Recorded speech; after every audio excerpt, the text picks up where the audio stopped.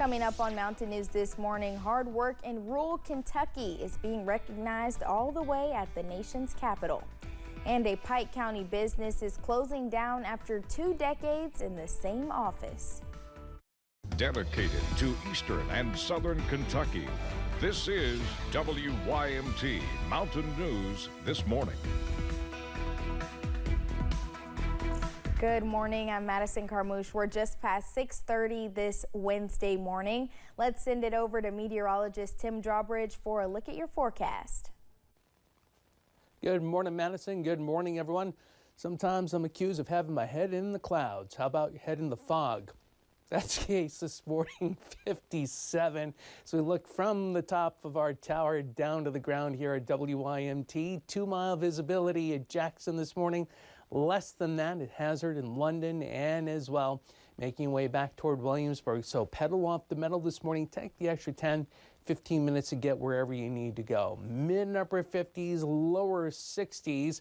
We're dealing with some showers, a few waves of showers, in fact, rolling right along the Kentucky-Virginia state border. Otherwise, the main focus has been up towards 64. I've been talking about this the last hour and a half, that this would start wrapping around and moving toward Powell and Menifee and Estill counties, and it's starting to do so.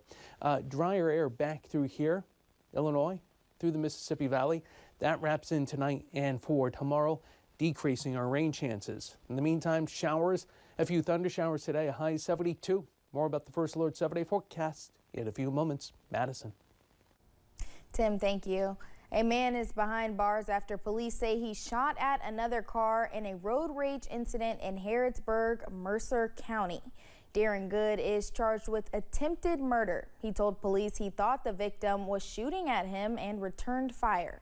Police say they didn't find a gun or any casings in the victim's car.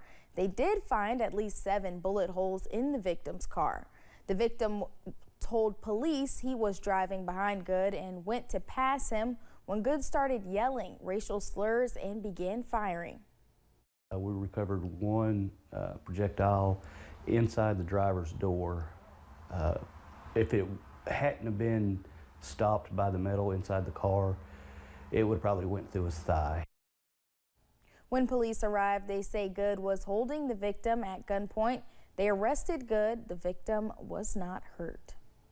In Laurel County, police are asking for help finding a vehicle that was reportedly stolen.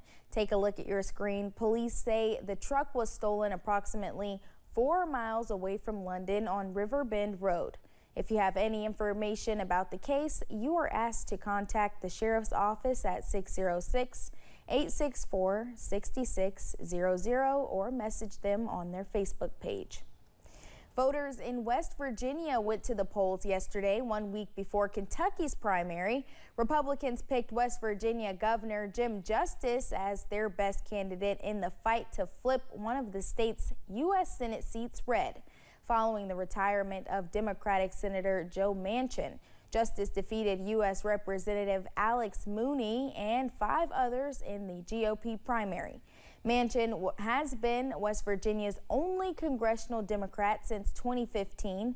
In that state's race for governor to replace Justice, 3-term Attorney General Patrick Morrisey won the Republican bid. He will face off against Huntington Mayor Steve Williams in November. Work being done in rural Kentucky was highlighted at the White House yesterday. The Biden-Harris administration launched the Rural Innovators Initiative, which aims to recognize rural leaders making a positive impact in their communities. The Housing Development Alliance is doing just that. Executive Director Scott McReynolds was invited to speak at Tuesday's panel about their efforts in Hazard. We are a partner in a Rural Partnership Network signature project, and we're really excited about the opportunities for energy funding and the infrastructure or Inflation Reduction Act, because if you can't afford your power bill, your house is not truly affordable. The Biden-Harris administration announced more than $671 million in new investments to strengthen rural infrastructure across the country. The investment will improve access to reliable electricity and clean drinking water for more than 1 million people and create good-paying jobs in rural communities. Nearly $100,000 will be going to the Knox County Fiscal Court. The Transportation Cabinet has announced the $96,000 in county road aid emergency funds will be used for bridge repairs on the Cougar Edge Road. The bridge repairs are roughly 120 feet away from US 25E. In Rockcastle County, the city of Mount Vernon is getting much needed money for water system upgrades. The Biden-Harris administration announced more than $2 million to renovate and upgrade the water treatment plant. It's thanks to 2 grants, one through the Water and Waste Disposal Loan and Grant Program. The money will help reduce algae blooms and increase water quality. It's expected to improve conditions for more than 4,000 customers. Cleanup continues at Natural Bridge State Park. Crews are still assessing the damage from last week's storms.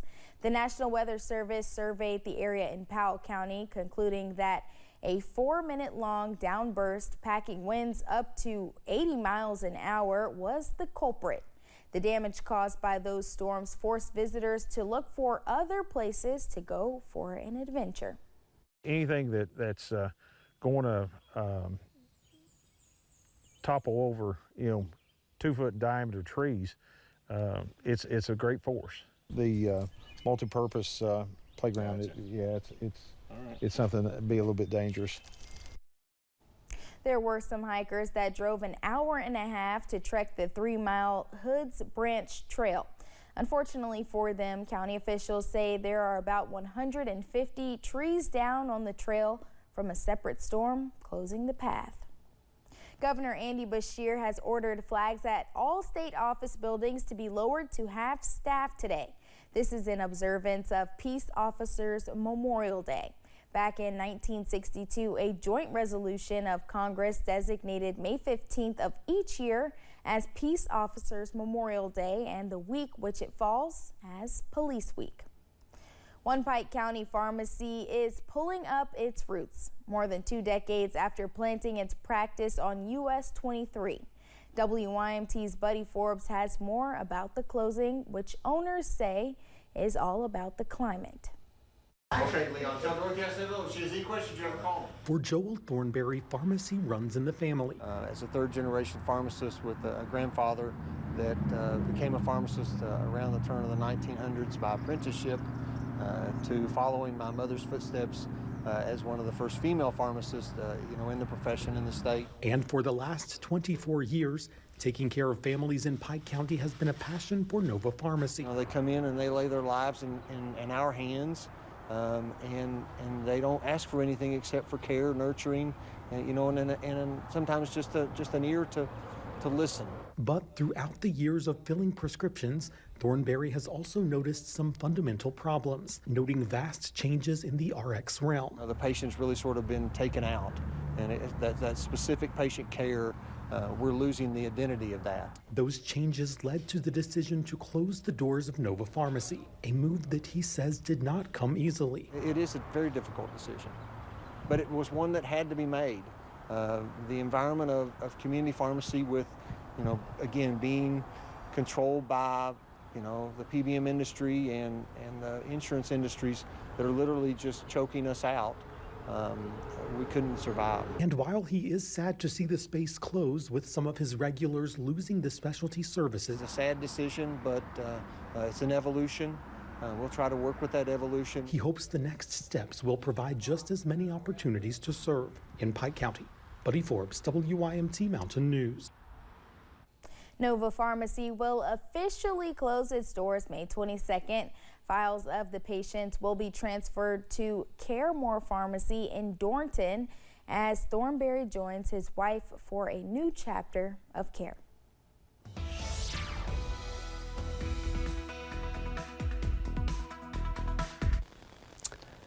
And a good Wednesday to you. A quick weather update. Yes, the visibility is an issue, not only regarding some rain showers and some steadier rain this morning, fog, and I think it'll be more widespread than this tomorrow morning. A lot of locations now across eastern and southern Kentucky, less than a mile. Take the pedal off the metal, the extra 10 or 15 minutes. Don't be sitting back and zigzagging through traffic to get where you want to, because You don't know when you're going to end up running into one of those patches where the visibility all of a sudden is whoosh, you can't see too far ahead of you. Mid and upper 50s, lower 60s temperature-wise this morning. The showers right along the state line, Norton to Kingsport right now. Otherwise, this sticks out like a sore thumb. We'll look a little closer toward that because signs the upper level features now drawing this moisture back in. The drier air comes into play tonight and tomorrow, decreasing our rain chances. For today, scattered showers, a few thunder showers on the drive this morning, but also on the drive home this afternoon. The high in Hazard up to 72. First Alert 7-day forecasts moments away. Madison. Thank you, Tim, and thank you for joining us. The time is now 6:41. Still to come on Mountain News this morning. The U.S. prepares to send more military aid to Israel after withholding a different shipment.